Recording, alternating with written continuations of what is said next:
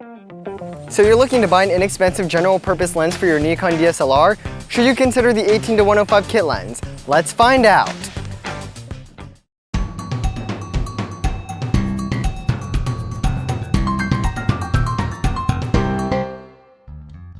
So this is a DX lens for crop censored bodies. It's pretty cheap, around $400, has autofocus and vibration reduction.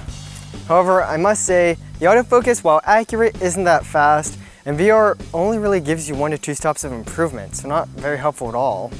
So the build quality of this lens is pretty good actually. It's plastic, but it's pretty solid. The zoom ring has a nice stiffer feel to it, so there's no zoom creep at all. The barrel is pretty solid too, doesn't wobble around too much at all. The focus ring is alright, it's not too bad.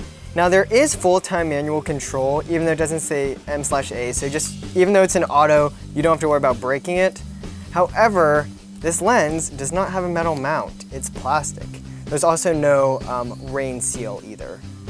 So this lens has Nikon's super integrated coating, which is supposed to reduce ghosting and flare.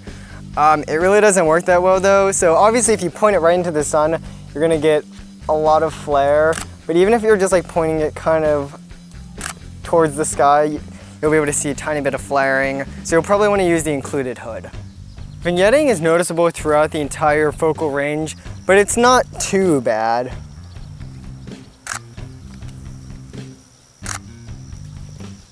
So chromatic aberration is not too bad. You'll mostly notice it on the wider end of most apertures. So to test that out, we'll get our assistant Taylor here to hold this in the sun, turn it around, and we should be able to probably get some with this harsh contrast here.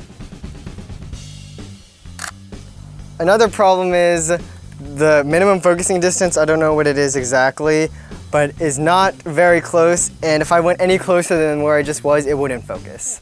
So not great. Having such a wide focal range, you can expect some distortion. At 18mm, there's quite a bit of barrel distortion, but pretty average. But everywhere from 24, which as you can see is the next one, to 105, there's quite a bit of pincushion distortion. But nothing you can't fix in Lightroom. With its 7 rounded blade aperture, you'd expect smooth bokeh, but normally it's just awful and very distracting.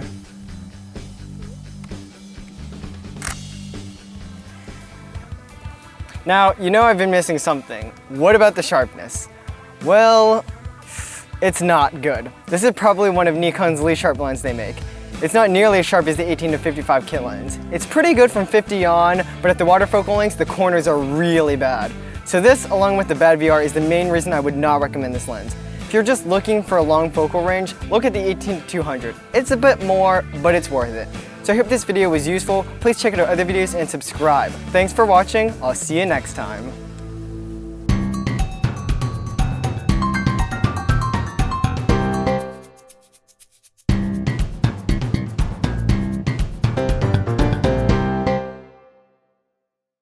So I'm going to keep it at 18mm, and with the help of our assistant Taylor, we're going to use this, I'll just try to,